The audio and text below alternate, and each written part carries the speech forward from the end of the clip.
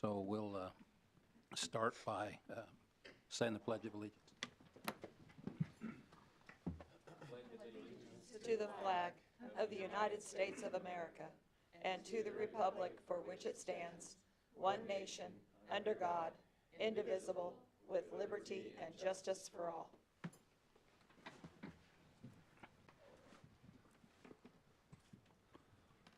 And Rich Stinnett, if you're listening online, we miss you tonight, but we're thankful you're not sharing the coronavirus with us right now. So. Oh, no. Okay, we do have a consent agenda. I move we approve the consent agenda. I second. Got a motion and a second. Anybody want to talk about either item? If not, all in favor say aye. Aye. Aye. Opposed? First up, Ms. Shelton, little economic development review. Whoops. I'm going to hand these out. Some of you have probably already seen them. Thank you, Beth.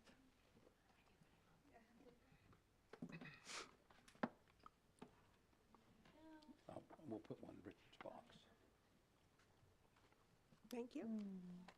Thank you. Very nice.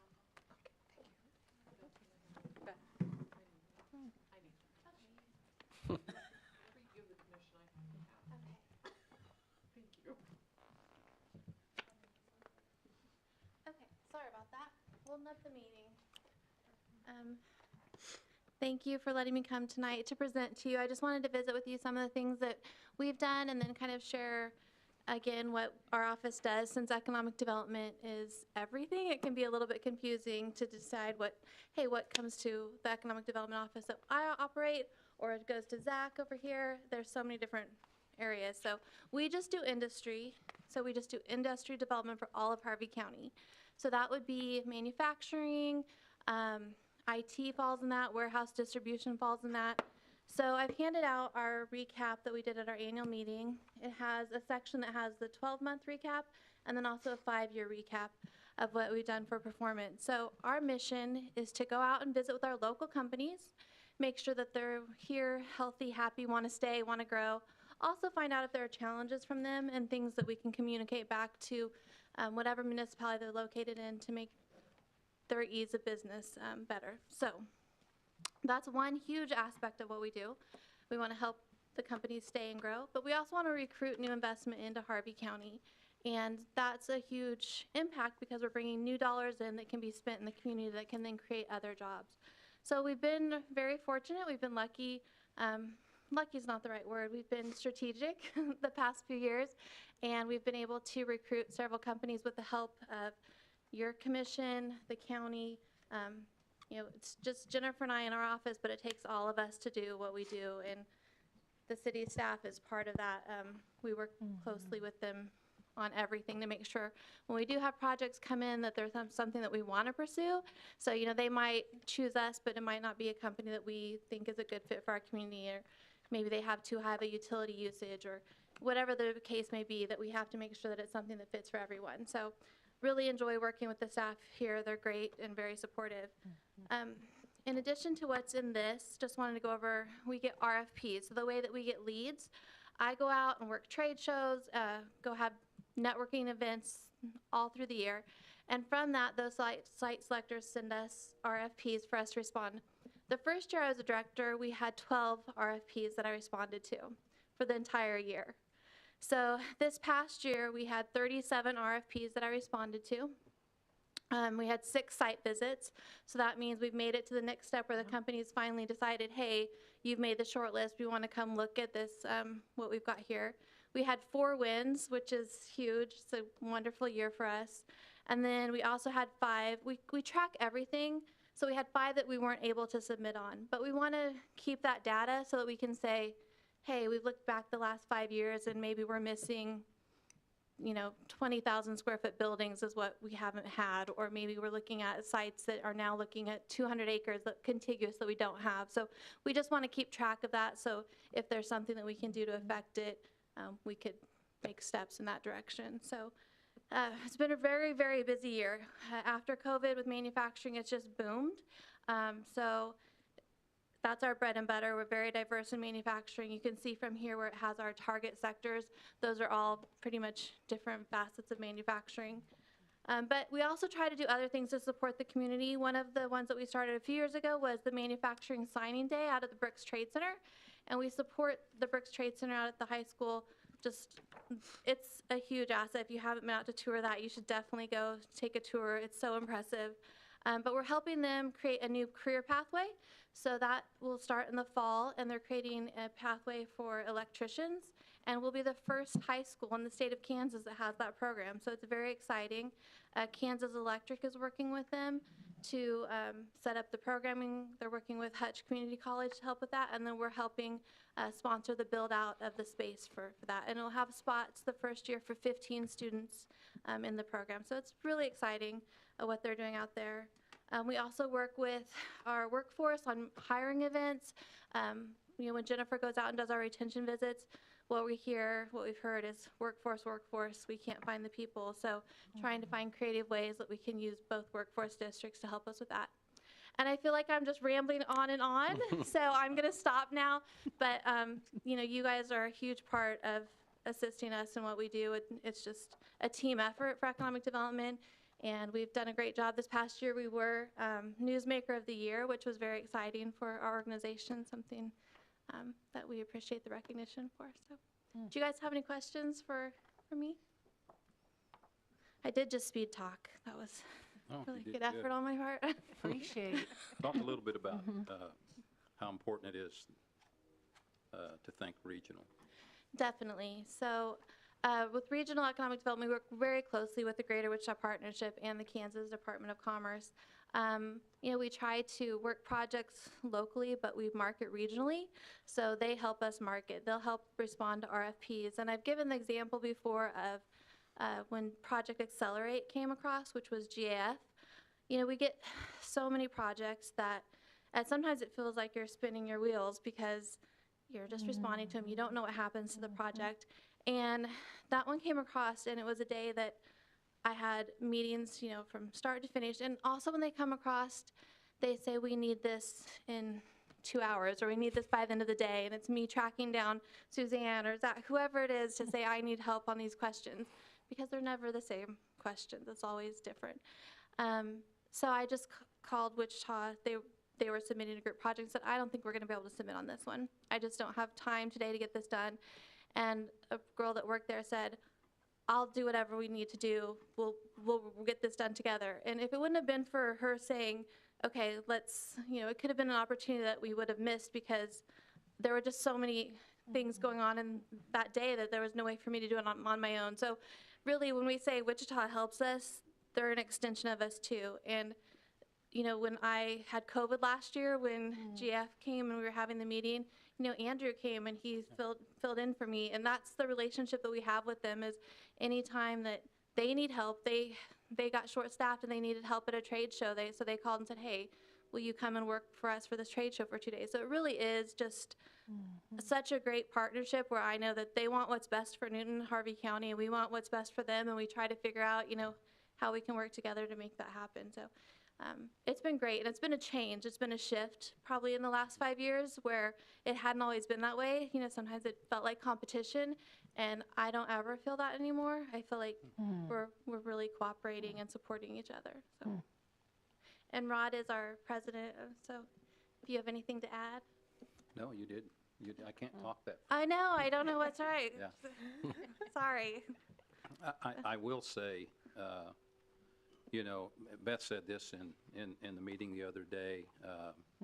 She gave special praise to Suzanne for the work she did on Project Accelerate, because engineers came to look, and so we were able to have an engineer there, and they talked to engineer, and next thing you know, things start falling into place. So with Project Accelerate, that's probably the biggest project that I imagine I'll ever work on. And without Chris and Suzanne and the hours that they put into it, sometimes the city gets credit, but our organization, it's economic development project we worked on, they were key in it, and they lots of times, we all were frustrated in that whole project, and there were 2 steps forward, and was that how the saying goes? 2 steps forward, 1 step back, 1 step forward, 2 steps back. There's a lot of steps Both happening. some steps back. Both of them And- happening. Yeah. But, yeah, The it was, collaborative efforts are just off the scale in this town. It's really been fun to watch us kind of struggle a little bit, and then, kind of feel like we've figured it out, yeah. and, we're all holding hands and moving forward together. And I also want to give Zach credit too. Yeah. Him and I had a lot of trips to Michigan City, Indiana, Awesome. and we just, it was a lot of effort, but well worth it. So thank you all. Thank you, Beth. Appreciate it. Thank you. Thanks, Beth.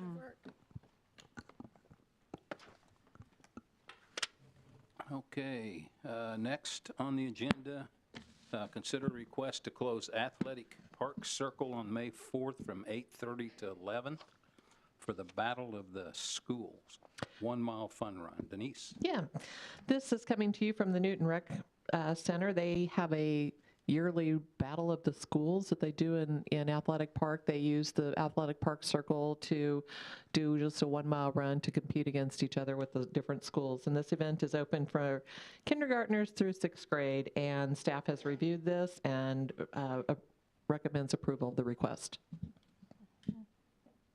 Okay, anybody have any questions? Or No. I would move that we approve that request. Okay, got a motion? I'll second it. And a second. Okay, all, Second.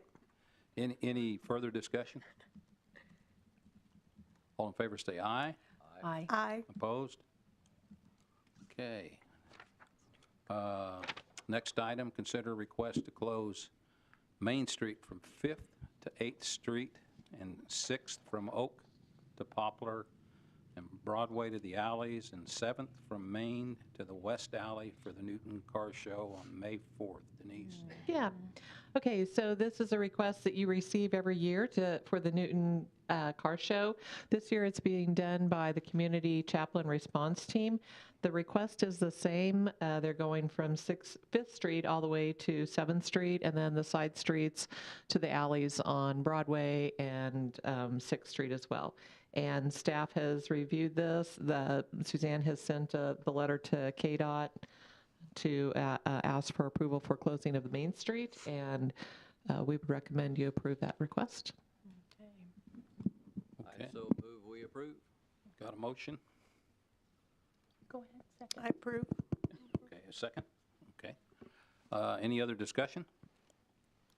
All in favor say aye. Aye. Aye. Opposed? Okay, next item. Consider a contract for consulting services for the Downtown Historic Survey. Rebecca? Thank you, Mayor. What you have before you is a contract for consulting services. There was some reorganization in the time I wrote the memo to the time we published on Friday. So it says in the memo that it will be with Shockey Consulting.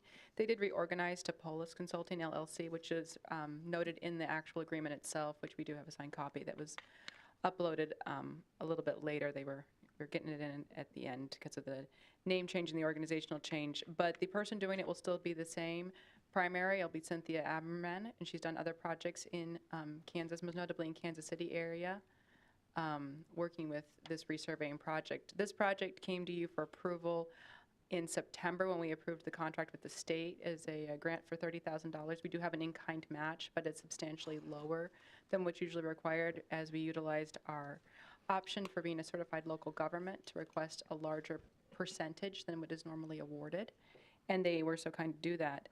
We are looking, what's on the map before you is really tiny, I apologize, but the center core of the city is the C3 district, otherwise known as our central business district. And within it, we have about 250 properties, and that is the scope that this consultant will be surveying.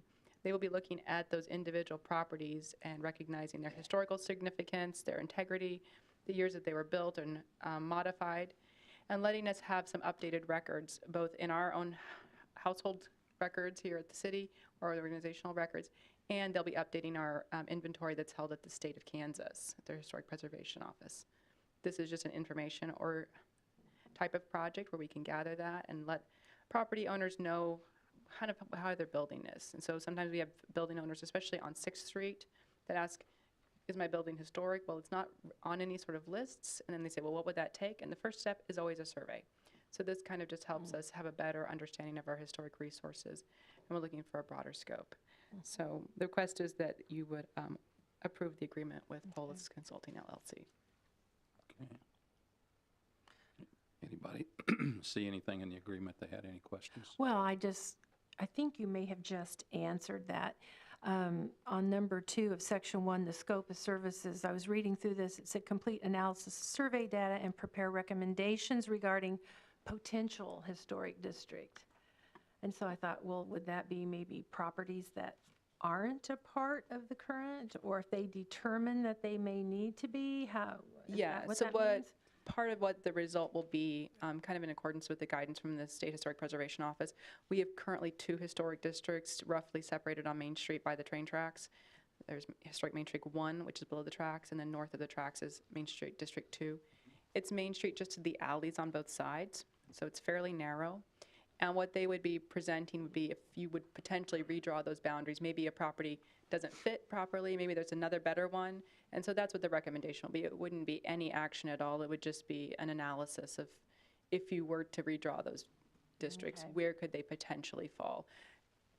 Redrawing a district and resubmittal would be a completely separate project that we would look for grant funding for another consultant to do it.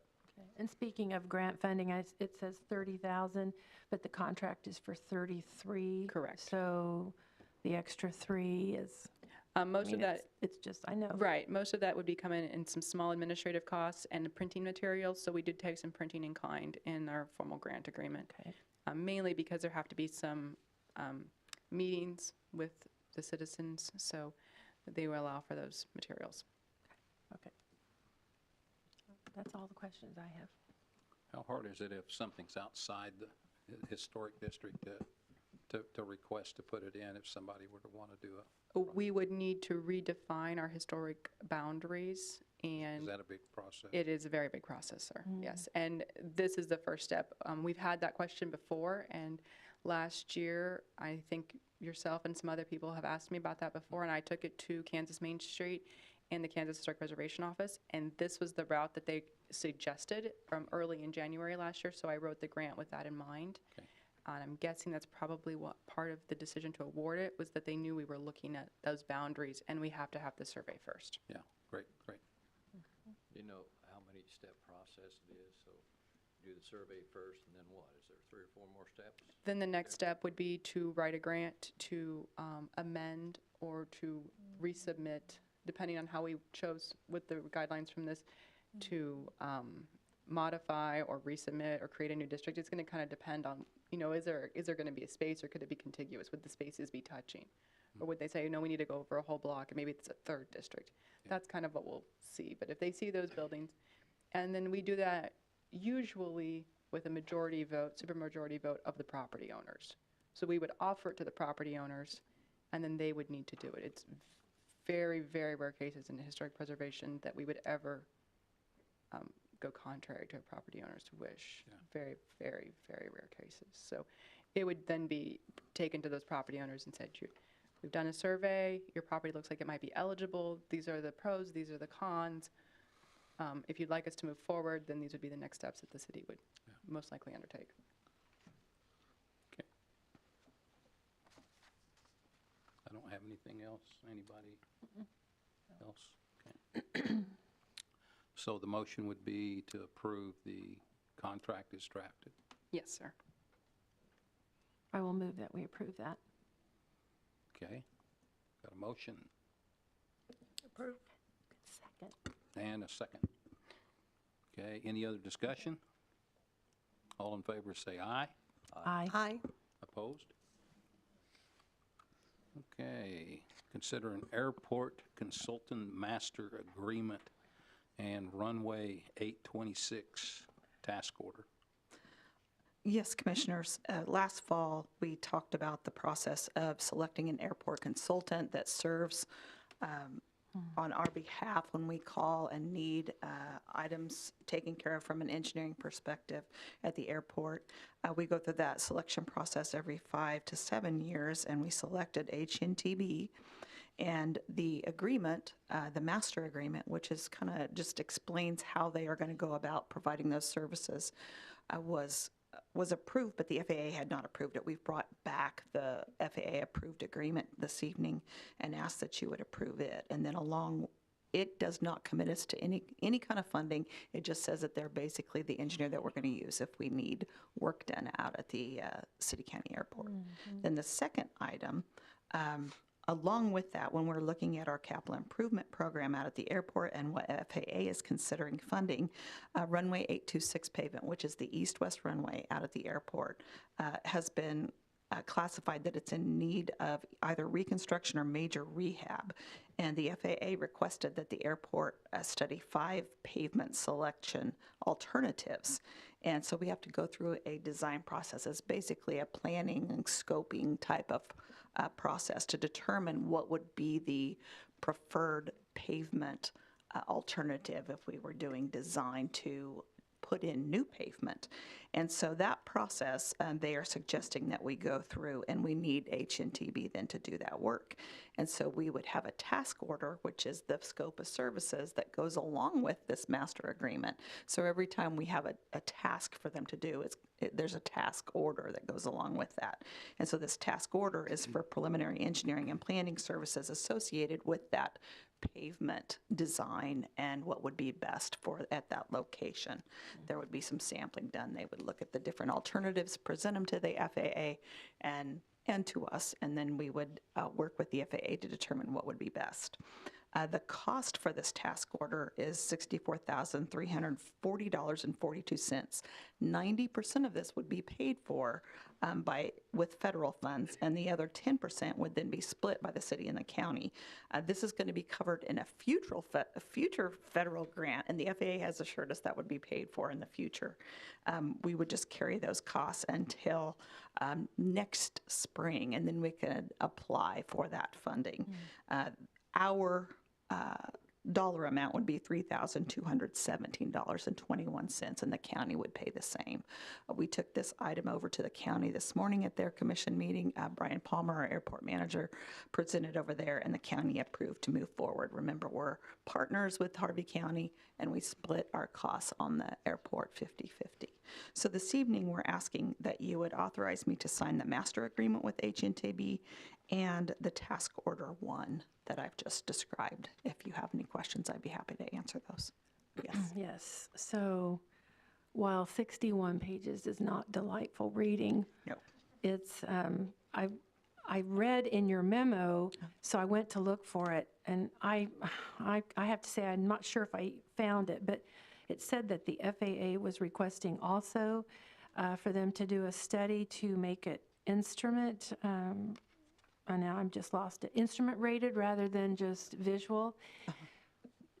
The way that I am reading the memo is that's another project to be done right with resurfacing. Is that in there? Because I couldn't find it in there. Yeah, they will review that within this process. We don't know how it's going to come out. It's not a separate. No, it's a part of it. It's a part of it. Okay. I was looking for a separate task order. No, Okay. that All would be a part of task order 1. Okay. So this is going to take 2 separate votes? I don't know that it would. No. I think you can do it all in one, approving the master agreement and task order 1, and authorizing me to sign. I move that we approve the airport consultant master agreement. Okay. I will second. Got a motion and a second to approve the master agreement, give the Director of Public Works the authority to sign the contract and approving task order 1. Any other discussion? All in favor say aye. Aye. Opposed? Okay.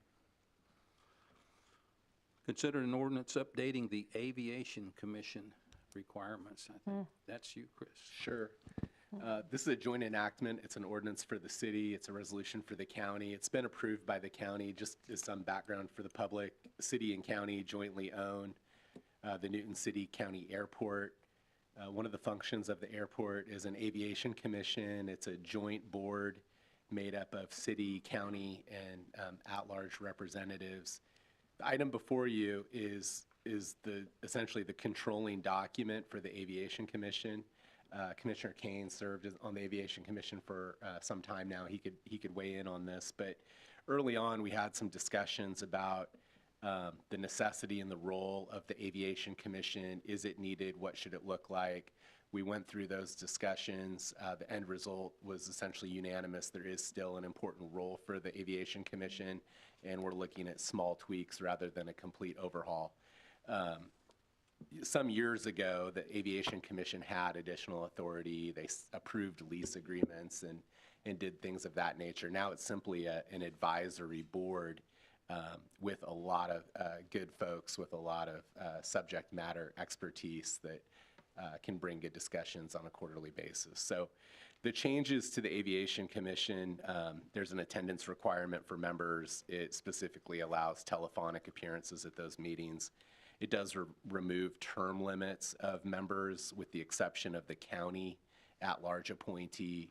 They have a resolution in place that limits those appointments to actual term limits, so recognizing that resolution. And then it also restarts the appointment. So if this ordinance looks good to the commission, we would ask for you to approve the ordinance and then also appoint Jim Weens, who's been serving as the city at-large appointment, just for his clock to start. And then at the next Aviation Commission, they would make their new appointees. There are certain members that are actually appointed by the Aviation Commission itself. So I would stand for any questions on this. It was a work in progress over probably, almost a year in terms of discussions and drafting it. It was approved by the county this morning. I would stand for any questions. Staff supports it. Do you have any comments, Leroy? Chris pretty much covered it all. I think we went into the discussion with the thought of, are we not wasting people's time, but is it time well spent, going to these quarterly meetings? And it was a resounding yes. We are. This is a valuable resource and time spent. So I'm glad we vetted it, and it took time, but I think we pretty thoroughly looked at all angles. So yeah, I think it's a good way to move forward. Okay, so this is ordinance number 5139-24. Correct. So we need a motion to approve ordinance -5139-24, updating the Aviation Commission requirements in a joint agreement with the county. Approve. So moved? Okay, I'll second that. Okay, got a motion and a second. Any other discussion? All in favor, say aye. Aye. Okay. And then also, if it pleases the commission, a motion to appoint Jim Weens to serve as the city at-large appointment. I would move that we appoint Jim. I'll second that. Got a motion and a second. All in favor, say aye. Aye. Opposed? Aye. Next item, consider building inspection agreements with the city of North Newton. Suzanne. Yes, Commissioners. As you know, our city code enforcement staff, we provide building inspection services for both North Newton and Walton, in addition to our own city. And we updated these agreements a year ago in January. We need to renew them. We hadn't renewed them for quite a while, and so we updated all of our costs based on our average usage from 2013 through 2021. But our agreements are just a year at a time, and we're going to change that, I think, throughout the next year. We've been talking about that, staff has. But until that time, we would like to go ahead and approve the agreement that is in front of you. And we have not updated these rates. We believe these will stand for another year because we had just freshened them up last January. And basically, there's a retainer amount that North Newton pays to us It's the $6,681.24. And then there's an hourly rate for us to send an inspector over, and that gets subtracted from their total. If they go over that total, then they would pay more. But that we're always guaranteed that $66.81. And then we would bring this back sometime in the next year and probably look at this going ahead and having it renew automatically unless we were going to do a rate increase. Have they agreed? Oh, they have already, I'm sorry. They've already- Yes, both North Newton and Walton agreed to each of these. We received them back, one of them yesterday, one today. Okay, Oh, all right. good. So we need a motion to improve the inspection agreement with the city of North Newton.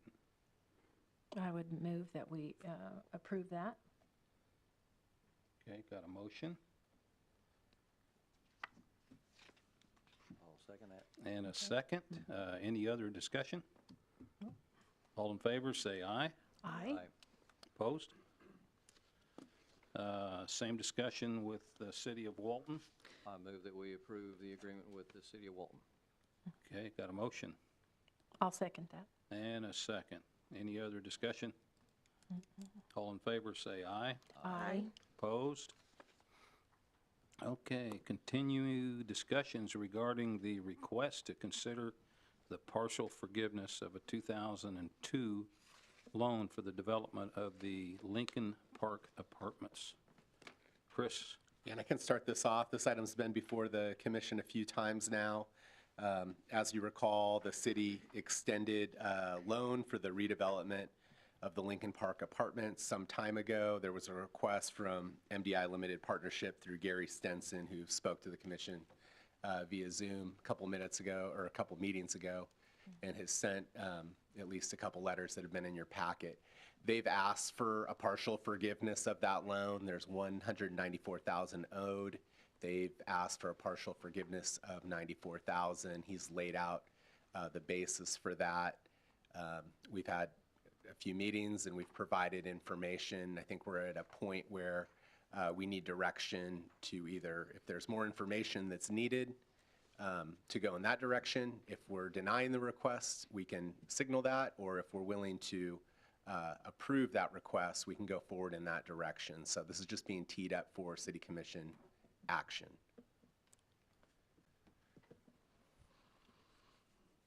Okay, so what are your thoughts, commissioners? I'm not interested in forgiveness. Nope. Me neither. Yeah. So basically, they've had an interest-free loan since 2002. I don't know if you guys received the email from one of the commissioners that was on the commission in 2002. He doesn't remember. There's nothing in writing. Yes. You know, I just feel like it's giving away money that the city could use to do other things with.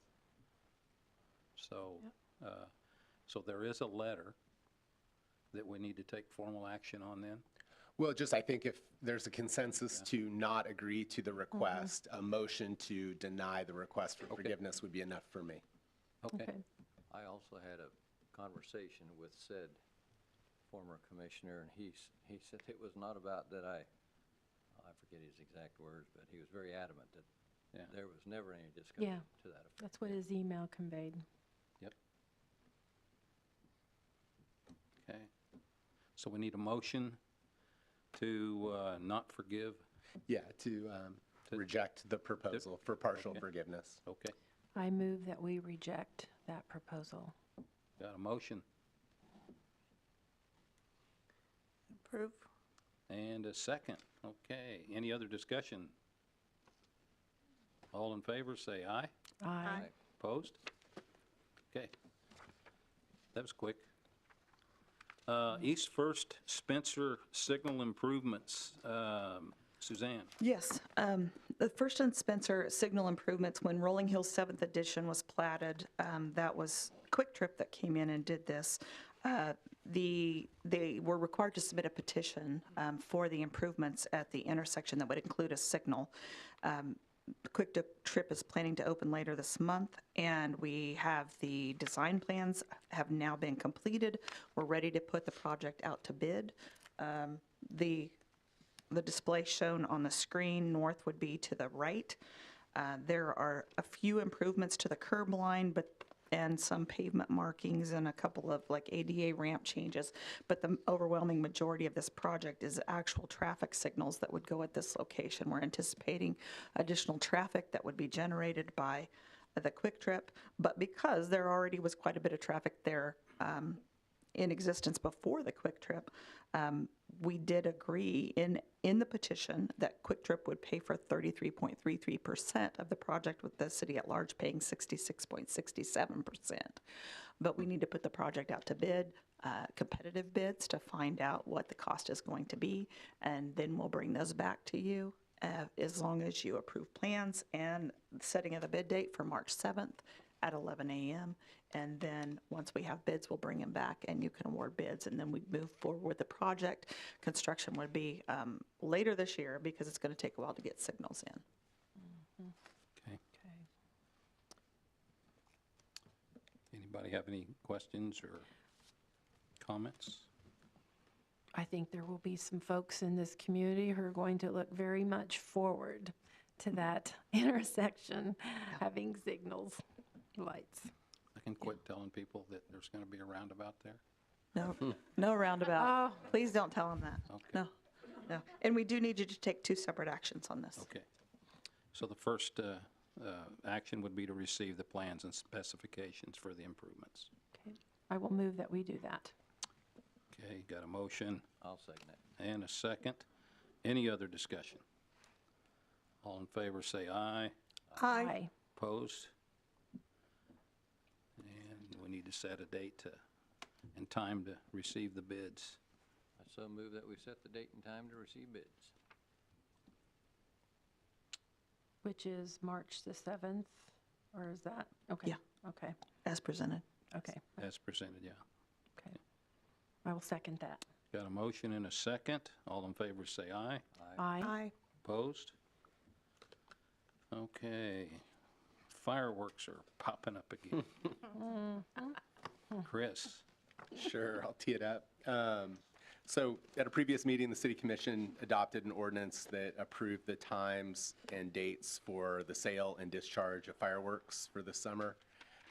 In response to some resident calls to the city, asking questions about the July 4th date, city staff suggested it be revisited.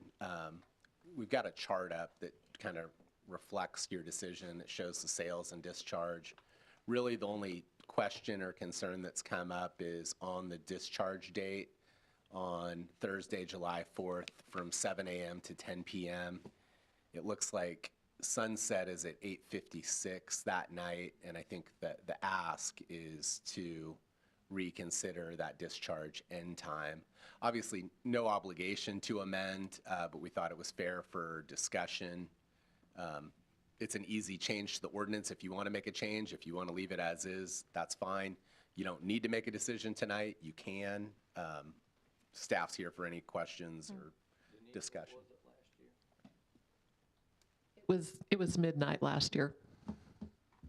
How many calls did you get from citizens? Do you know about how many came in with regard to this issue? I know that Chief. It's on. I think we received 36 calls during the entire span of the fireworks allowable. So it was after hours. Those are the calls we got. Well, I mean, the calls Oh, I with see. regard to I see. upping or increasing the time or running it to midnight. I just received a handful of them so far, but this just came out. That's why I just thought I'd bring it to your attention as time gets closer to it. It's completely up to you. I just thought it'd be worthy of a conversation since I have received a couple calls. And what are your thoughts, Chief? I think they're going to shoot it off anyway because it doesn't really get dark until 9:30. When we talked about this, it was 5:30. It is when it gets dark in wintertime. Yeah. And during the summer, it gets total dark about 9:30, 9:45. Yeah. My suggestion would be if you, maybe not go all the way to midnight, but maybe kind of compromise a little bit and go to 11 o'clock, because I think it's going to go to 11. Some people have to work the next day, but that's completely up to you. Well, whatever time we set, they're always going to go beyond yeah. that. I mean, if it's 10, they're going to definitely be doing 11 anyway, and that's just how it goes every year, regardless of what the time is. Yeah. So, I do have somebody on the Citizens Forum that wanted to talk about fireworks, so if they want to talk now, this might be a good time. yeah.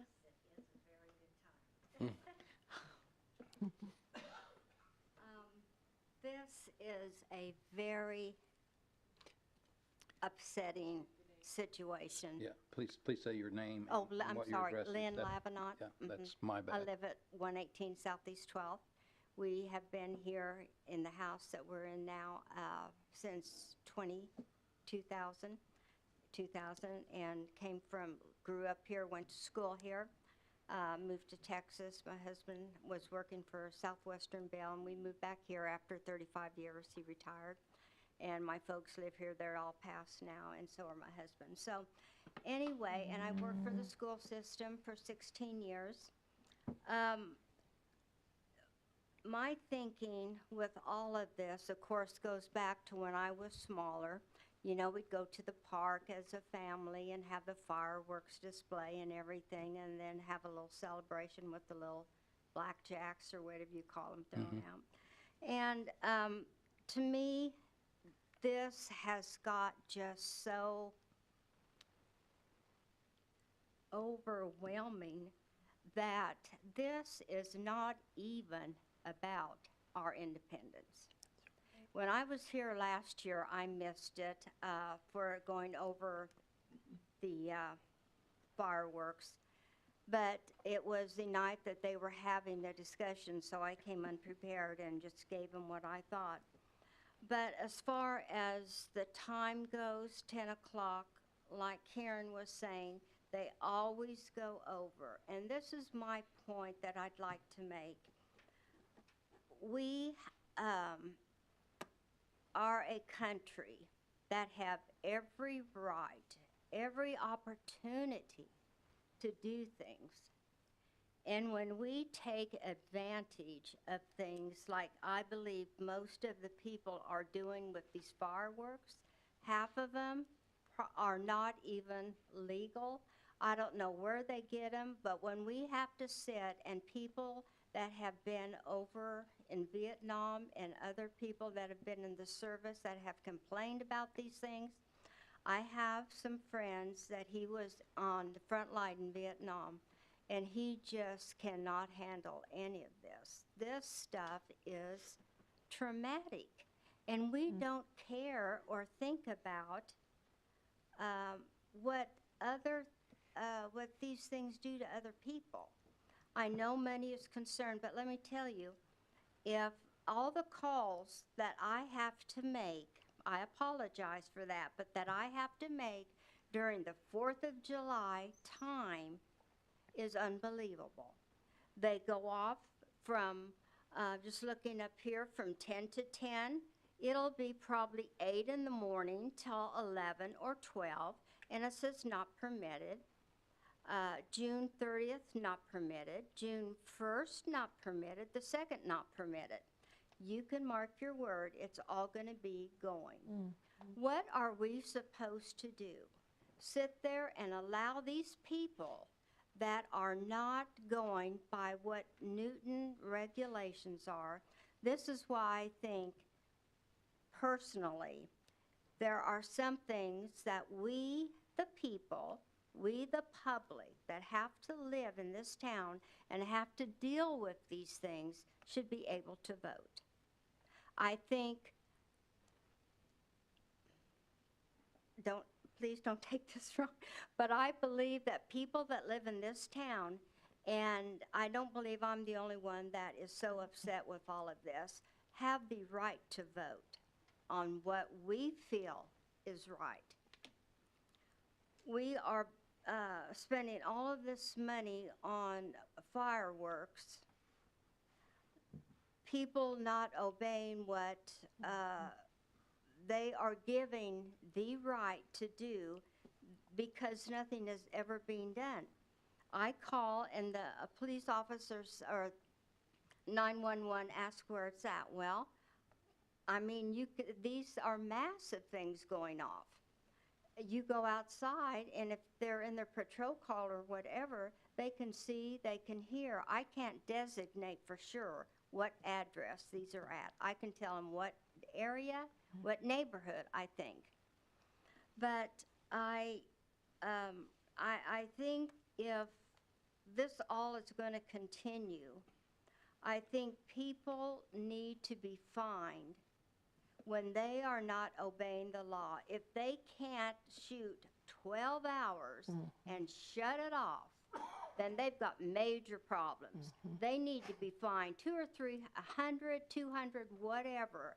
And let me tell you, the city wouldn't have to be so concerned about what they make on fireworks. I can go on, but I'm not going to. I just really feel so, and my puppy. I love my puppy to death. He just is, it's horrible. And I sit there and I think after 10 o'clock, 10 o'clock, 10 o'clock, and it's 11:30 and 12, these people are still allowed to do this. And I'm sorry, but I really think that the City of Newton residents need to be able to vote on some things. One of them is fireworks. Mayor of the city, I think the people that live in the town have the right to vote for their mayor, just like we do the commissioners. But we've moved back here. I love this town. I grew up here. But things, my folks would always say, oh my God, the times are changing. Times are changing. But there are things that we can do about the changing of times. We can change this completely. We can have them shoot off on the 4th. That is the 4th of July. That is Independence Day. We don't have to be feel like we're doing the public some kind of whatever to let them continue to do all of this. I just think, and especially when they don't go by the rules, and we still continue to let them do this. You know, like I said, I work for the school, and you know, you give the kids a couple times, but after a while, it's like, okay, this isn't working. Yeah. We're going to have to do something Time to do else. something We're going to have to do something else. Okay, thank you. Thank you for your time. You're welcome.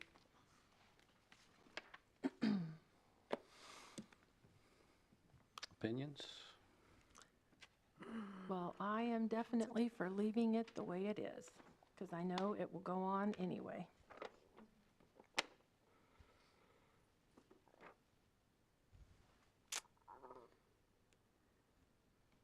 And on Thursday, that's 15 hours.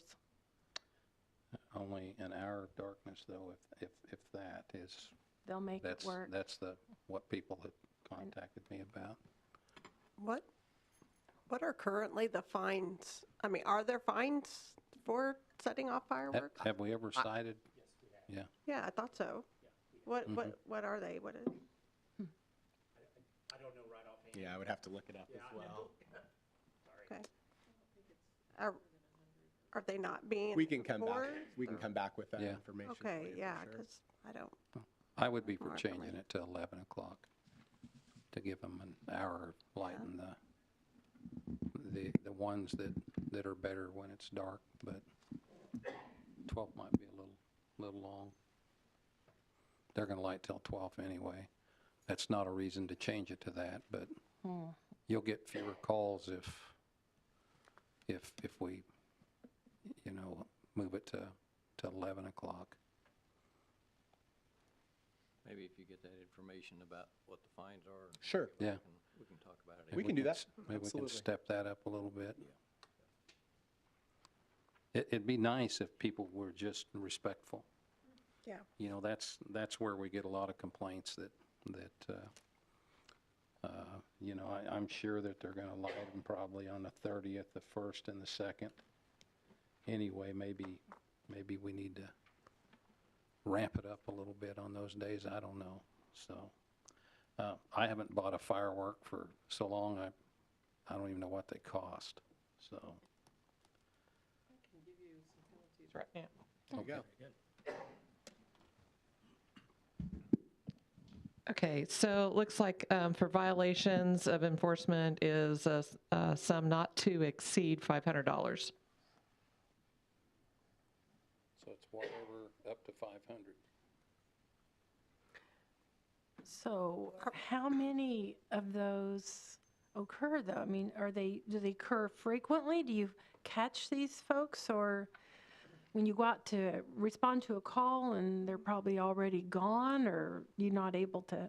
So how many fines actually get issued, or whatever you want to call them? What we'll do is this not working? Are we on? I always have problems with this thing.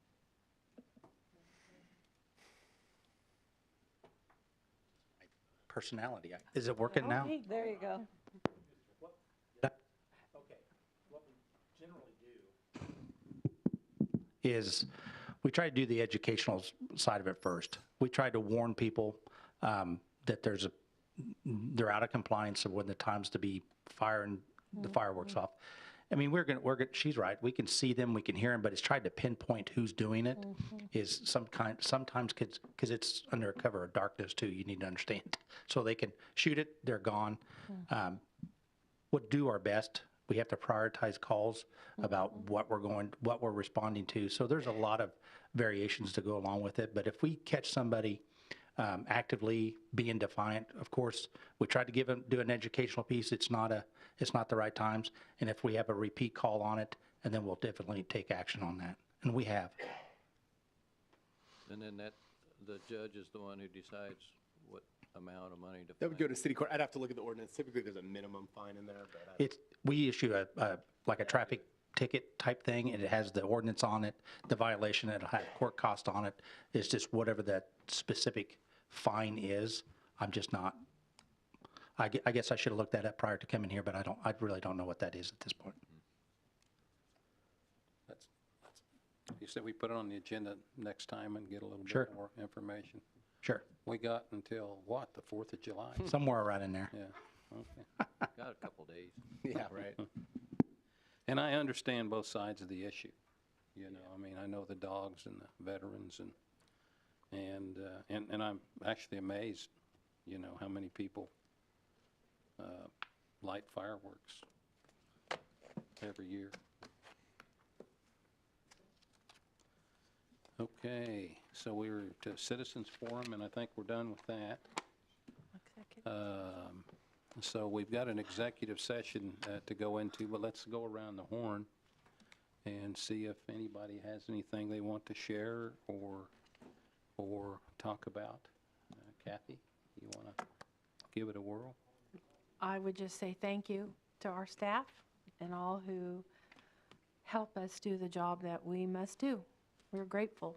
Thank you. Daniela? I don't have anything, thank you. Okay. Me either. Nothing. No, sir. Wow. Leroy? No. Okay. Wow.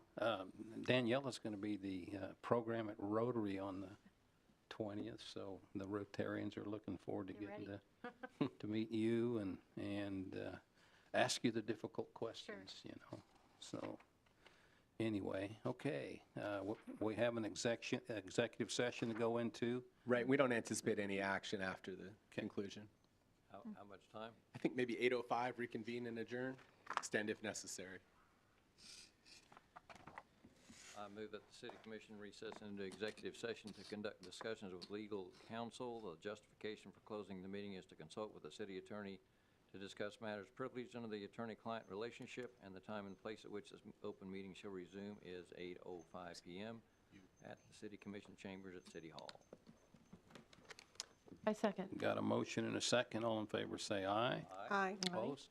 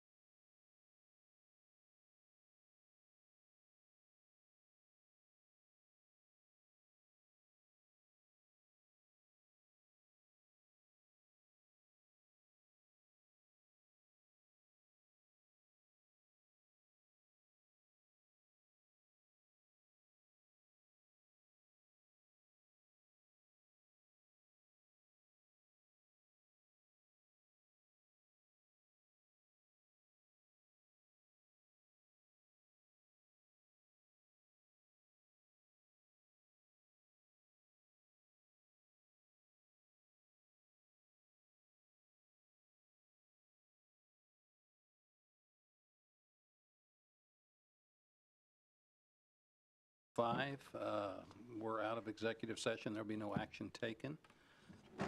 So it is time to